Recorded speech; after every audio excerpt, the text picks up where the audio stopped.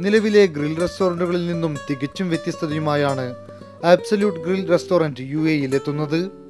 ഭക്ഷണപ്രിയർക്കായി ഓരോ ടേബിളിലും live charcoal grill ഒരുക്കിയിരിക്കുകയാണ് ഇതിന്റെ അണിയറ പ്രവർത്തകർ.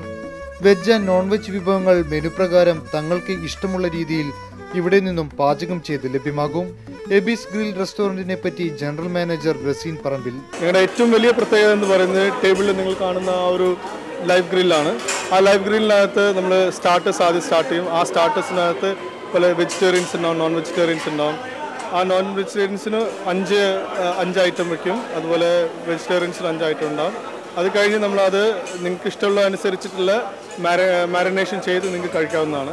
ഉച്ചയ്ക്ക് 12 മണി മുതൽ വൈകിട്ട് 4 മണി വരെ ലഞ്ച് ബുഫേയും വൈകിട്ട് 6 മണി മുതൽ രാത്രി 12 മണി വരെ ബുഫേ ഡിന്നറും ലഭിക്കും.